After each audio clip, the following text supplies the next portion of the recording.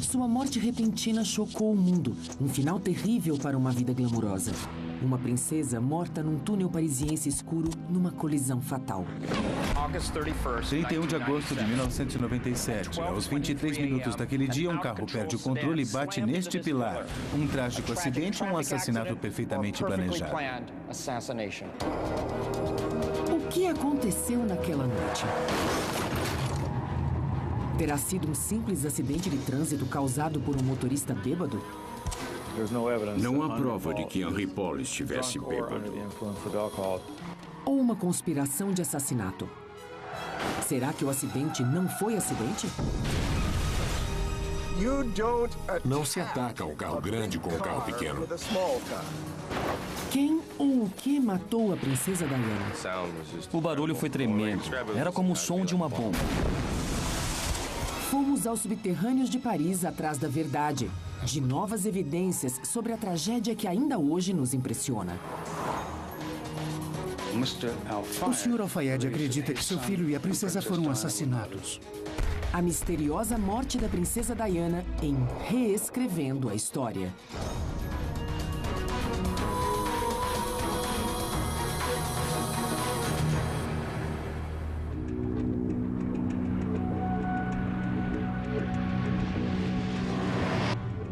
A morte da princesa Diana chocou e entristeceu o mundo inteiro.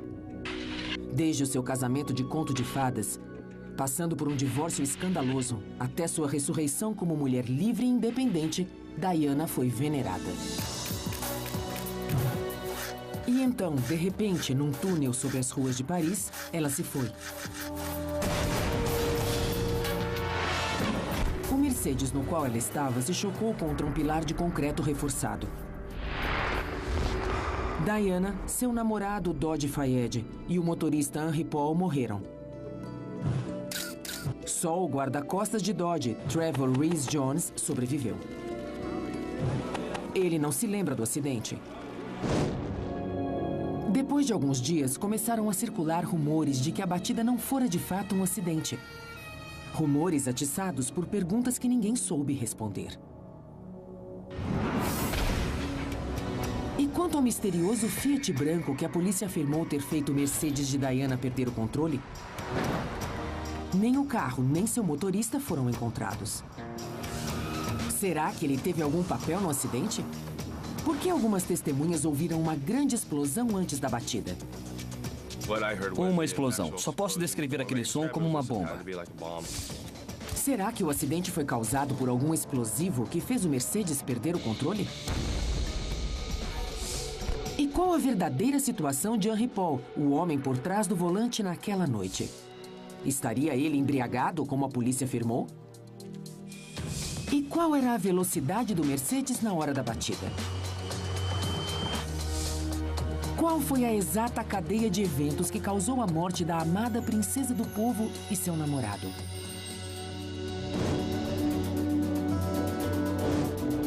A batida fatal foi o clímax de um romance tumultuado que havia começado no início do verão, quando Diana conheceu Dodi Fayed, o filho do egípcio bilionário Mohammed Al-Fayed.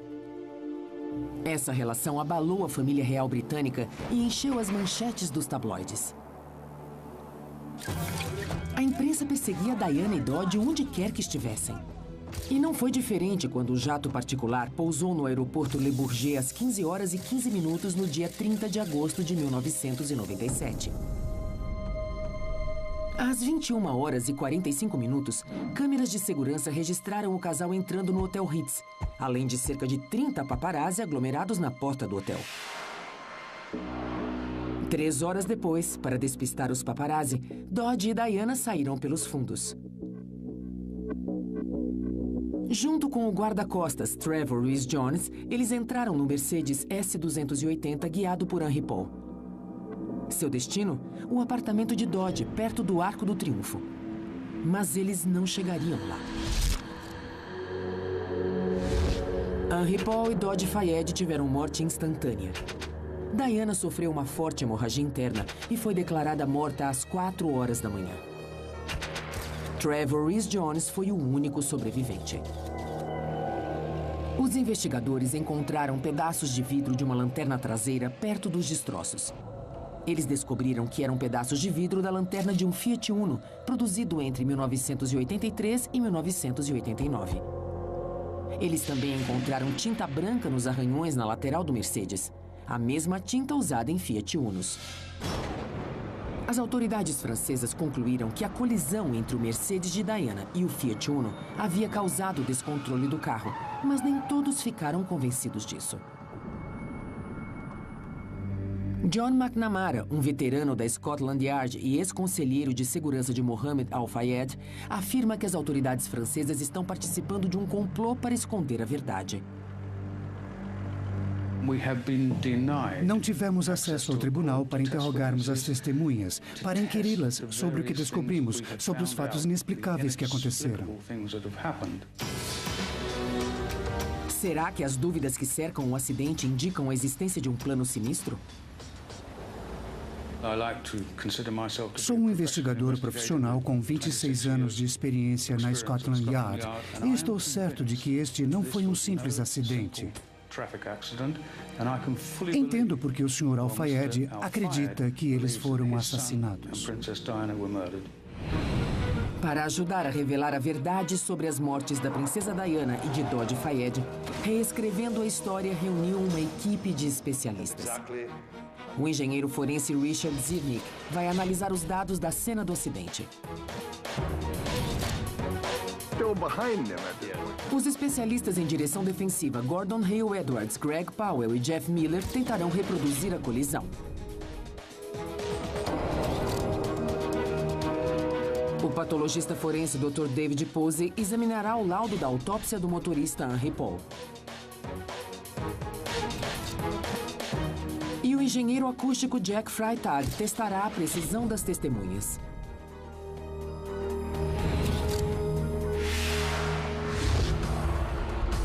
Começamos nossa investigação com uma pergunta simples. Qual era a velocidade do Mercedes? Segundo a versão oficial, o Mercedes bateu no pilar a cerca de 100 km por hora.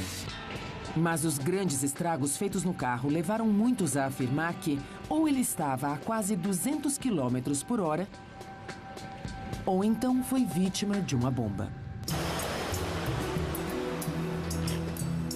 No campo de testes da Carco Engenharia no deserto da Califórnia, Reescrevendo a História vai tentar recriar o acidente. Vamos testar a velocidade do carro e tentar determinar se os danos foram causados por uma simples colisão ou por uma bomba. O veículo vai sair da garagem que fica no fim desta pista, a 300 metros daqui. A velocidade é controlada deste painel. Ele vai dar a partida e seguirá acelerando até 100 km por hora, até bater nesta barreira bem aqui embaixo. Na frente da barreira há uma estrutura que simula o pilar contra o qual o veículo da princesa se chocou. Esse teste tem dois objetivos. O primeiro é determinar a velocidade aproximada do veículo naquela noite. E o segundo é investigar os relatos de uma explosão ocorrida dentro do túnel. Tom Richardson foi uma das testemunhas que afirmaram ter ouvido a explosão. Não foi um som de batida com metal se retorcendo, sendo esmagado. Foi mais como uma explosão, não sei como explicar, foi um barulho profundo, retumbante.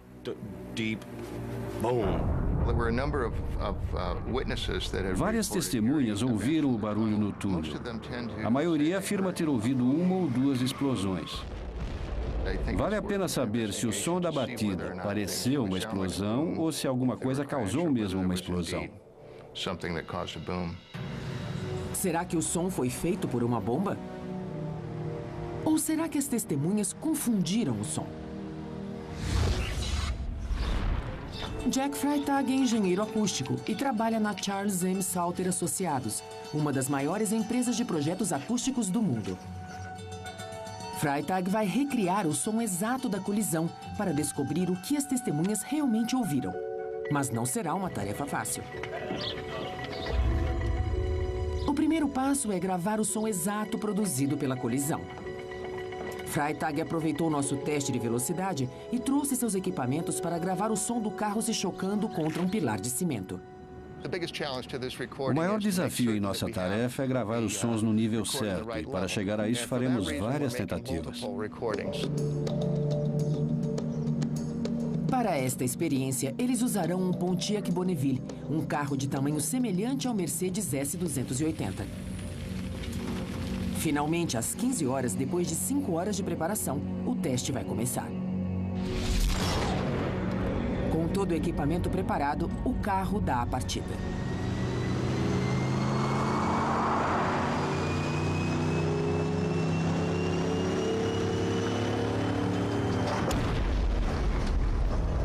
Resultado: o carro fica totalmente destruído. Incrivelmente, os danos e a posição final do carro são quase idênticos aos do carro no qual a princesa Diana estava.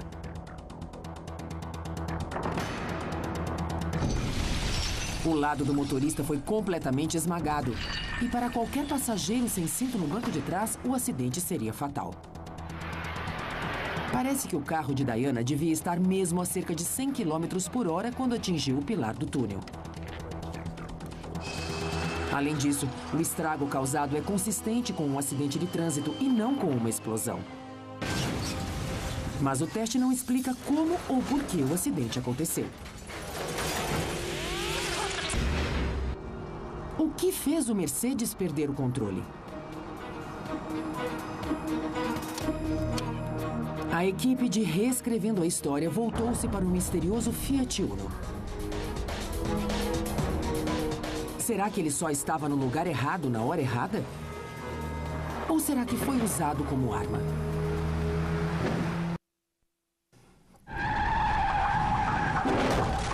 O que aconteceu naquele túnel de Paris na madrugada de 31 de agosto de 1997?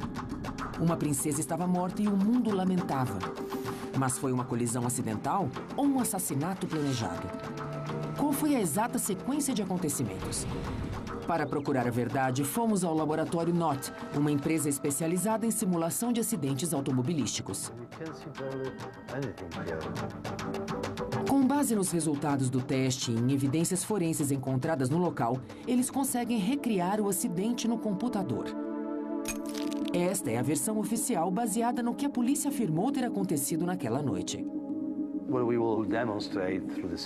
Esta simulação vai demonstrar a potência do veículo e qual sua velocidade durante o acidente. E a animação vai nos dar uma visão realística do que aconteceu na madrugada de 31 de agosto. As dimensões exatas do túnel estão no computador, onde foram armazenados dados como o comprimento das marcas deixadas pelos pneus no asfalto, a distância entre a colisão inicial e a batida fatal e a velocidade estimada dos dois veículos. Depois de um mês de trabalho, a simulação está pronta. O Mercedes entrou no túnel a cerca de 120 km por hora. Ele desviou de um Fiat Uno, mas o acertou de leve. Henri Paul fez uma manobra arriscada e tentou controlar o carro. Tarde demais. Ele bateu no pilar a pouco mais de 100 km por hora. Esta é a versão oficial dos eventos, na qual tudo não passou de um trágico acidente. Com base nas evidências físicas e na simulação do acidente, posso dizer que o motorista falhou, se aproximou rápido demais do outro veículo. Mas será que essa simulação conta a verdadeira história? Até hoje, os investigadores não conseguiram localizar o segundo carro, nem determinar a identidade do motorista. John McNamara acredita que o motorista do Fiat possa ter feito deliberadamente o Mercedes perder o controle.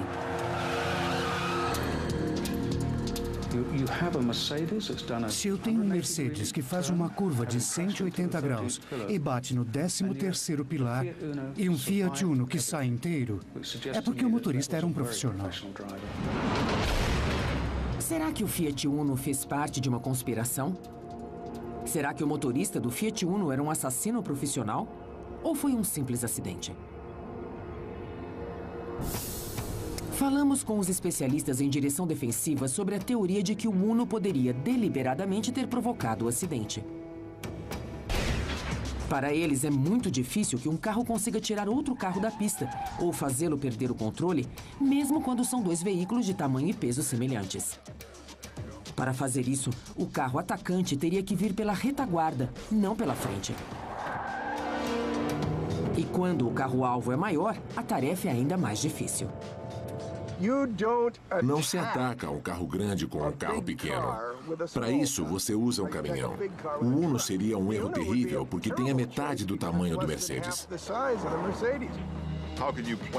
Como você vai fazer na entrada daquele túnel numa situação tão precária? Parece um bom plano, mas as chances de dar certo num lugar cheio de pilares é muito pequena. Mas e quanto ao fato de não existir nenhum indício de que o Fiat perdeu o controle depois de colidir com o Mercedes? Eu já vi muitas situações bem perigosas e tenho quase certeza de que se um carro grande bater num carro menor, ele vai perder o controle.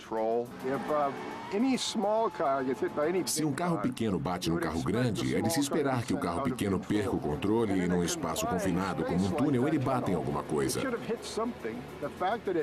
O fato dele não ter batido e ter seguido viagem não parece aceitável para mim. Nós vimos uma simulação virtual da colisão, mas o computador tem limites.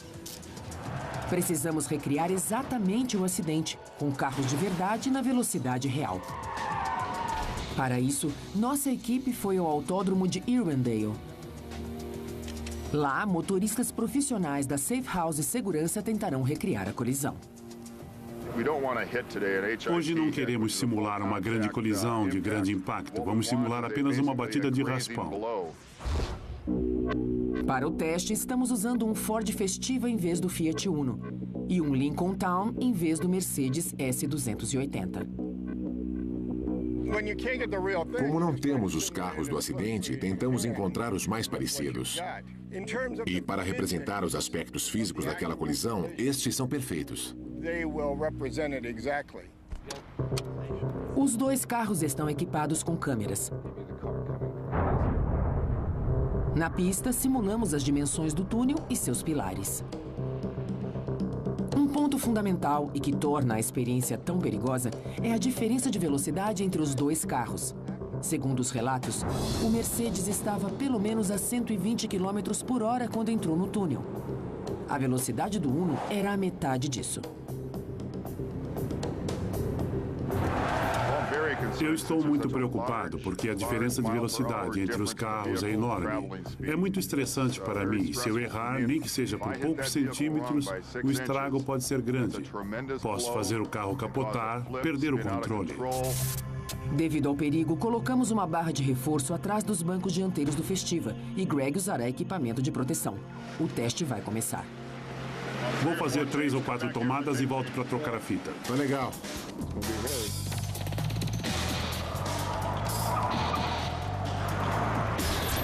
Pelo menos 60 centímetros na hora de desviar.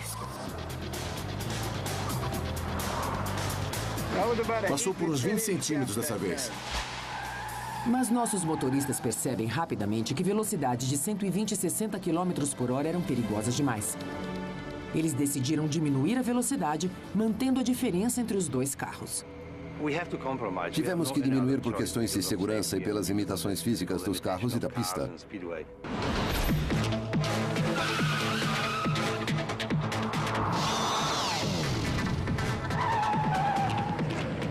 Você quase puxou meu cabelo.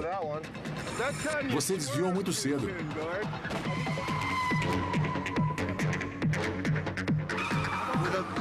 Foi quase, uns 2 centímetros, muito perto. Depois de mais de 12 tentativas e faltando apenas 15 minutos para terminar o teste, Gordon ainda não havia conseguido raspar no Festiva. E aí, finalmente, ele consegue.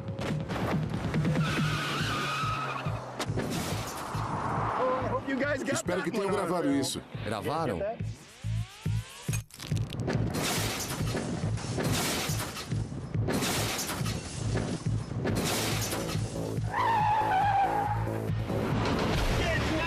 Fantástico, foi perfeito. Olha só. O incrível é que os danos são os mesmos do Mercedes. E o Fiat não saiu da pista, ao contrário do que imaginávamos que aconteceria. Como foi? Pra ser sincero, nem senti. Você acha que o motorista do Fiat nem percebeu que teve algum papel no acidente? Eu acredito que ele foi pego de surpresa e nem teve reação, porque quando ele me atingiu, o carro nem balançou. Continuou em linha reta. E olha só, é quase exatamente o mesmo lugar onde o Mercedes estava arranhado. Isso reforça essa segunda hipótese. Nossos pilotos reconhecem que tiveram de mudar de ideia depois do teste. Eu estou surpreso porque achei que com a batida e o estrago que havia no Mercedes, o Fiat havia sido jogado fora da pista, jogado contra um dos pilares ou na lateral do túnel, mas não foi. Bem, provamos que pode ter sido um simples acidente. O Fiat pode não ter batido no túnel como eu imaginava. Pode muito bem ter continuado na pista e ter saído do túnel com um pequeno estrago na traseira. Estou surpreso que este choque não tenha tirado o carro da pista. Eu também. Não imaginava que um carro deste tamanho pudesse bater num carro menor sem fazê-lo perder o controle numa pista estreita de 3,5 metros de largura. Mas vimos que é possível. Nossa experiência demonstrou que a colisão entre o Fiat Uno e o Mercedes pode realmente ter sido só um acidente. O motorista do Fiat pode ter mantido o controle depois de ter sido atingido por um carro bem maior. Mas talvez o maior mistério de todos seja o papel do Fiat Uno e a identidade do motorista. Será que era apenas um inocente passando pelo local? Tenho certeza de que o motorista do Uno viu o Mercedes batendo no pilar e rodando até parar. E ele reagiu jogando o carro para a esquerda. Desviou do Mercedes e seguiu viagem. Isso é certo. Mas se o Fiat não teve nada a ver com o acidente, por que o motorista não parou para ajudar? E por que ele não apareceu para dizer o que viu? Essa pessoa pode ter a chave do mistério do que aconteceu naquela noite, mas as autoridades francesas não conseguiram identificá-la. E um homem que talvez fosse o misterioso motorista morreu 3 anos depois em circunstâncias suspeitas. E quanto aos testemunhos que afirmam ter havido uma explosão antes da batida? A equipe de Reescrevendo a História vai ao local do acidente para investigar a teoria de que a colisão pode ter sido causada por uma bomba.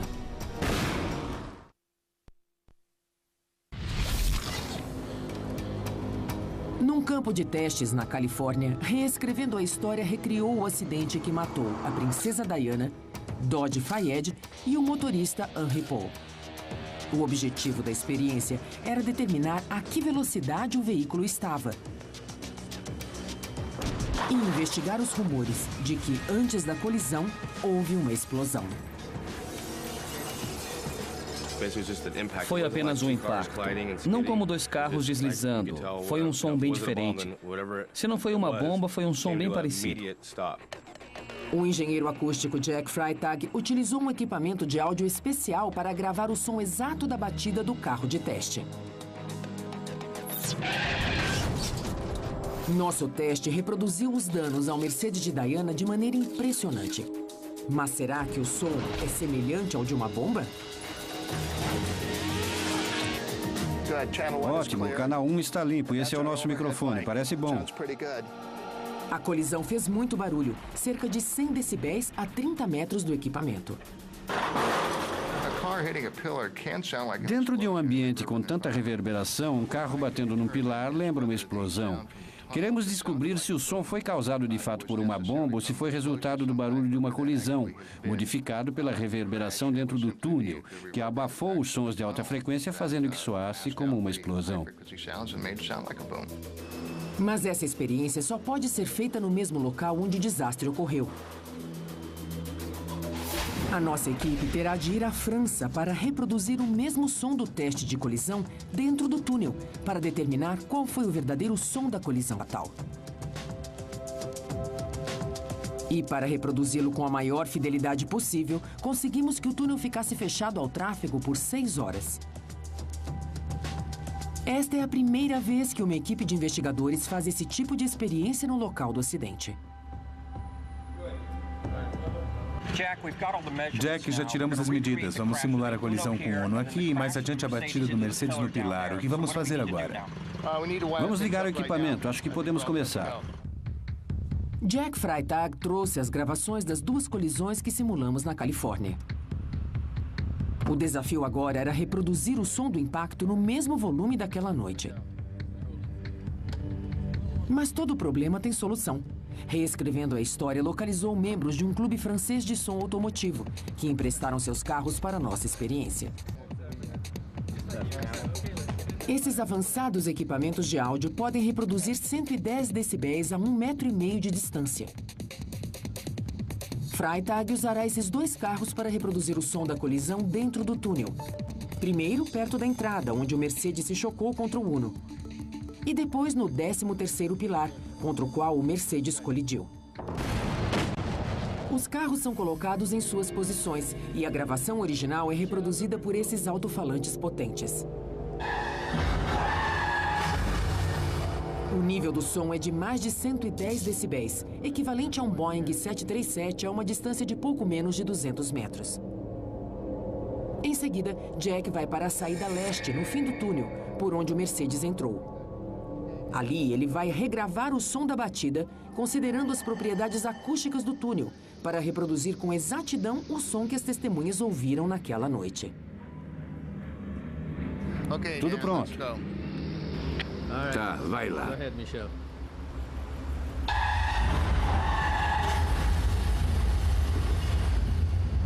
Mesmo fora do túnel, o som da batida ultrapassa os 89 decibéis.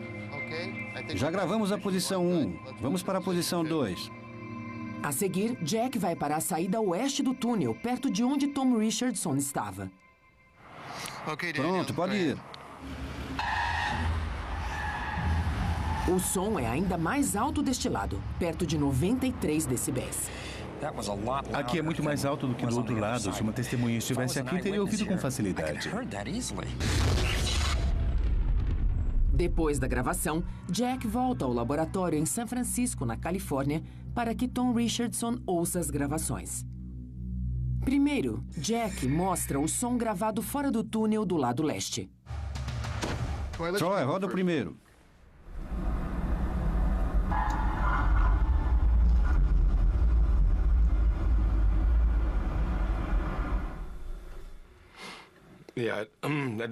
Não foi isso que eu ouvi. Havia muito barulho de trânsito naquela noite. E eu ouvi basicamente uma explosão, o impacto do acidente. E o som do impacto foi tão incrível que eu só consigo descrevê-lo como uma bomba. Depois, Freitag reproduz o som da colisão gravado no lado oeste, onde Richardson estava quando ouviu o barulho. Vamos ouvir o segundo e ver se é mais próximo do que você ouviu.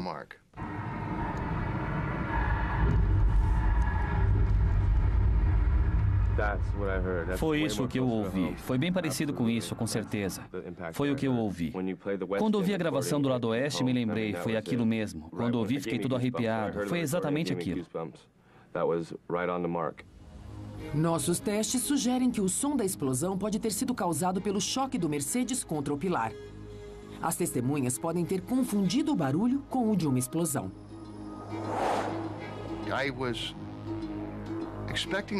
Achei que isso iria funcionar, mas não imaginava que seria assim.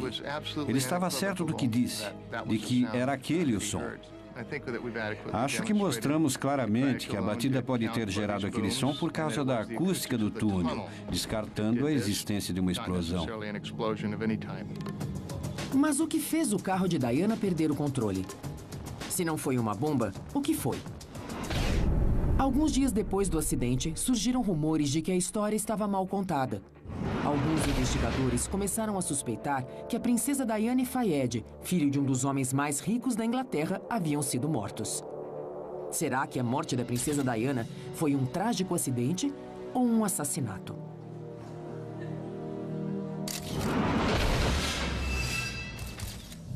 Os policiais puseram a culpa do acidente no motorista Henry Paul. Eles afirmaram que ele estava bêbado na hora do acidente, mas aqueles que conheciam Paul afirmam que isso não aconteceu. Eu conhecia Henry Paul muito bem, há mais de 10 anos. Ele não era de beber, não era um alcoólatra como tentaram nos fazer acreditar. Segundo as testemunhas, Henry Paul havia tomado apenas 1 ou 2 drinks nas 2h30 antes do desastre.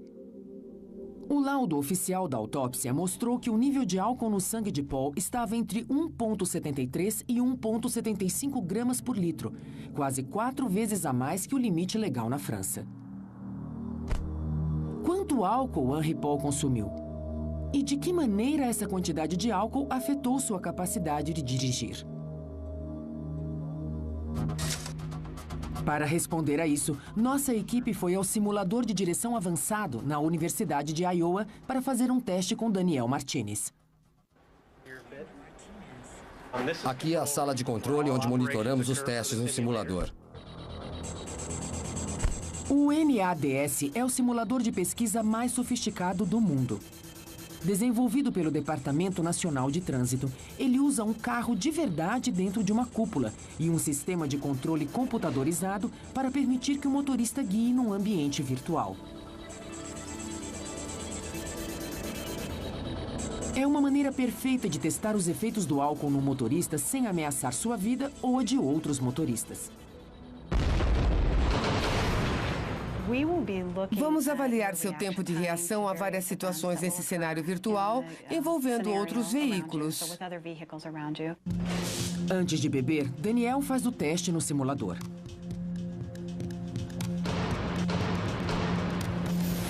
O ambiente tridimensional inclui uma série de cenários que reproduzem condições reais.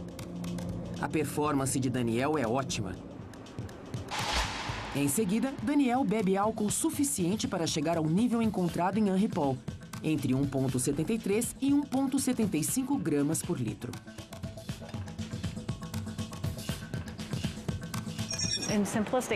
Para isso, demos a ele uma dose de vodka com suco de laranja e pedimos que tomasse de estômago vazio, em determinados intervalos, para garantir que ele chegasse aos níveis que desejávamos. Hi-Fi, né? É.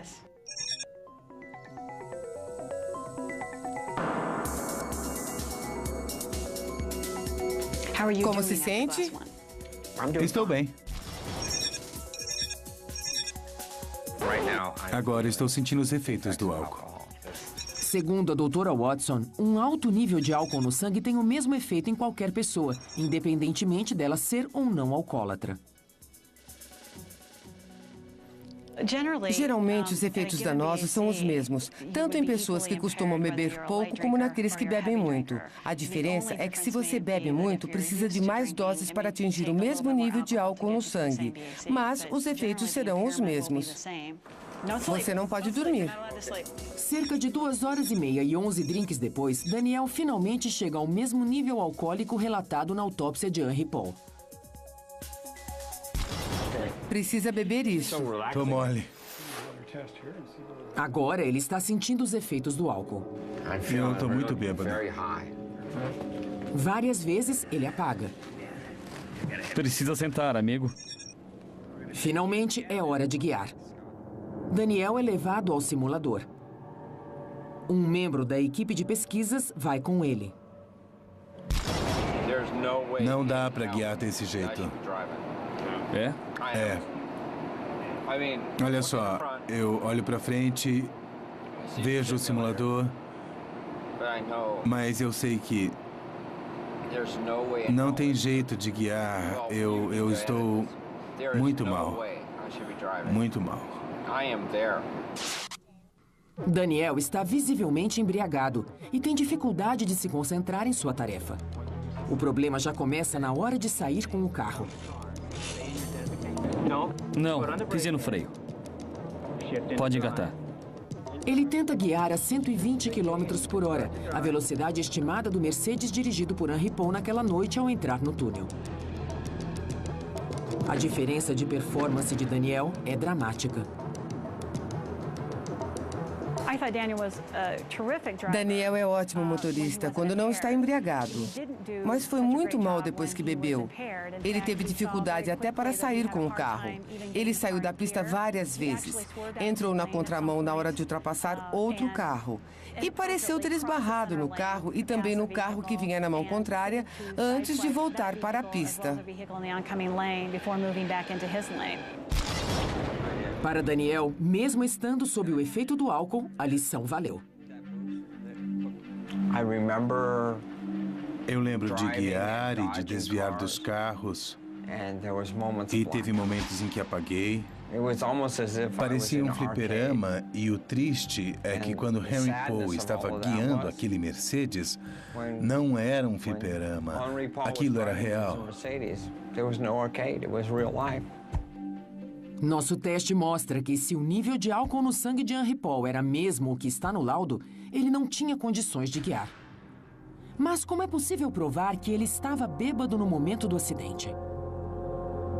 Talvez o próprio Henry Paul de seu túmulo possa nos dizer.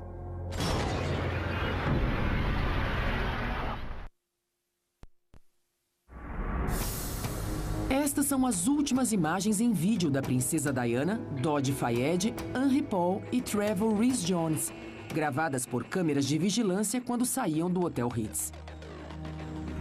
Nessas imagens, Henry Paul não parece estar embriagado, mas a conclusão da polícia foi de que ele estava. Existe alguma maneira de resolver esta aparente contradição?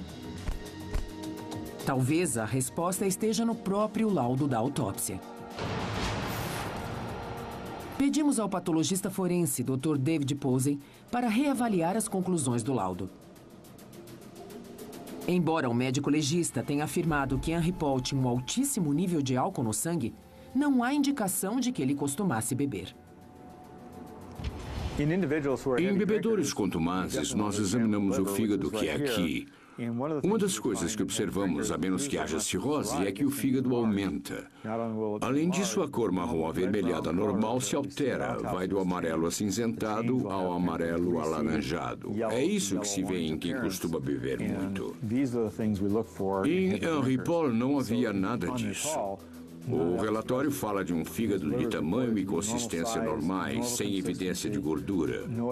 Então, comparando o nível de álcool no sangue com a condição do fígado, não bate, não há relação. O outro fator que devemos considerar é que no laudo da autópsia não há menção ao cheiro de álcool no estômago. Se ele fosse um bebedor, se tivesse uma quantidade de álcool no organismo suficiente e consistente com um nível de 1,75 miligramas por decilitro, deveria haver um forte cheiro de álcool no estômago dele durante a autópsia. E não há nenhuma menção a isso. Pedimos ao Dr. Posey para ver as fitas de segurança do Hotel Ritz gravadas naquela noite, procurando algum indício de que Henry Paul estivesse bêbado. A gravação foi aos 20 minutos do dia 31 de agosto de 1997. Vemos Henry Paul, Trevor Rhys-Jones, a princesa Diana e Dodge. Henry Paul parece estar totalmente sóbrio. Ele está andando sem ajuda, não está cambaleando. Não há nenhum sinal de que ele esteja sob efeito de álcool nessas imagens. E isso foi poucos minutos antes dele sofrer o acidente fatal. Houve outra surpresa no laudo da autópsia. O sangue de Henry Paul também continha um nível muito alto de monóxido de carbono, perto de 21%. Isso é cerca de 3 vezes mais do que se esperaria encontrar num grande fumante. É possível que Henry Paul tenha sido envenenado, proposital ou acidentalmente? A questão é, de onde veio o monóxido de carbono? A polícia disse que pode ter sido produzido pela explosão dos airbags na hora da batida. Mas os airbags produzem muito pouco monóxido de carbono, quase nada perto dos níveis encontrados em Henry Paul. E mesmo que Henry Paul fosse um grande fumante, os níveis de monóxido de carbono seriam bem menores que os indicados. Em média, os grandes fumantes apresentam 8%, o que nos deixa com 12% que apareceram no dia do acidente. E não temos nenhuma explicação para a origem desse nível tão alto de monóxido de carbono. Se o monóxido de carbono encontrado no sangue de Henry Paul não veio dos airbags, de onde veio? É possível que ele tenha inalado esse gás tóxico devido a uma falha de ventilação do carro?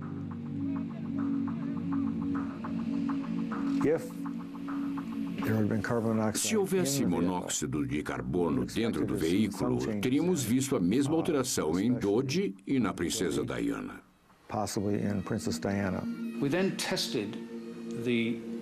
Nós testamos o sangue de Dodge que coletamos da roupa dele e não havia nenhum traço de monóxido de carbono. Demonstramos que não houve acúmulo de monóxido de carbono dentro do carro. Nós e a polícia examinamos o apartamento dele para ver se havia problemas no aquecimento. Era verão, então ele nem devia ter ligado, mas não havia nada. Outro carro dele foi testado e também não havia vazamento. A verdade é que aquele não era o sangue de Henry Paul. Será possível que as amostras de sangue de Henry Paul foram contaminadas, intencionalmente ou não? Poderia a análise do sangue, principalmente a que apontou o nível alcoólico, estar errada? A pedido da família de Henry Paul, uma segunda série de amostras de sangue foi obtida e analisada. Os resultados foram os mesmos. Eu diria que há duas hipóteses. Ou ambas as amostras foram contaminadas pelo conteúdo estomacal, ou foram trocadas por acidente. Nunca saberemos se era mesmo o sangue de Henry Paul. Acidente ou conspiração? O debate continua. Na minha opinião, foi um acidente muito comum. Simplesmente observando o que aconteceu, é muito difícil encontrar alguma coisa que o diferencie de tantos outros, exceto pelas pessoas envolvidas no acidente. Mas, para algumas pessoas, essas dúvidas persistem e as respostas não são satisfatórias. Me disseram que se eu continuasse investigando em Paris, eu seria preso, porque isso seria considerado obstrução da justiça. Talvez a chave do mistério estivesse com o motorista do segundo carro, o Fiat Uno branco. Mas até hoje a polícia não conseguiu identificar o motorista nem o carro. As autoridades francesas rastrearam 2 homens que possuíam Fiat Unos com danos semelhantes. Um era um guarda de segurança vietnamita, que foi interrogado e liberado. O outro, um repórter fotográfico chamado James Anderson. Nossa investigação nos levou ao Fiat Uno de propriedade de James Anderson. O carro foi vendido a uma oficina um mês depois do acidente.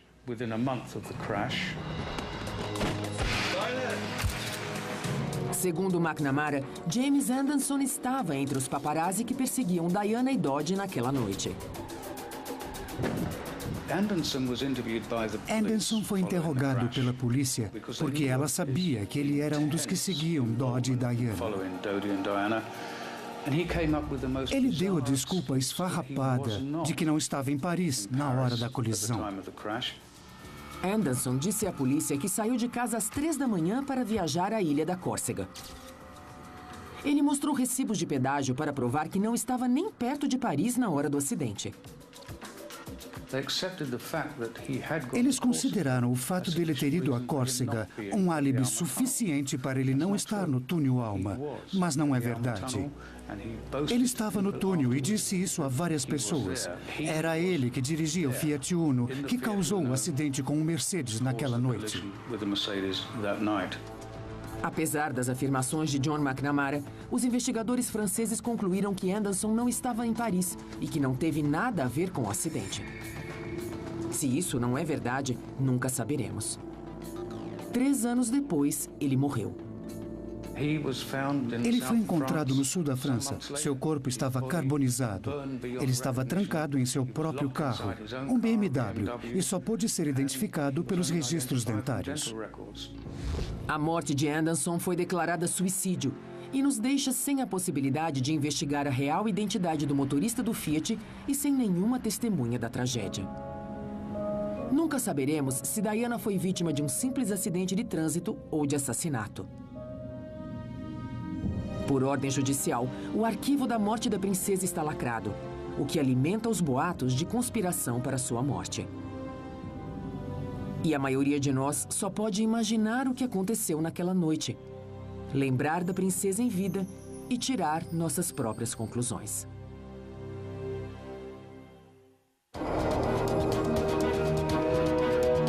Versão brasileira, Tempo Filmes, São Paulo.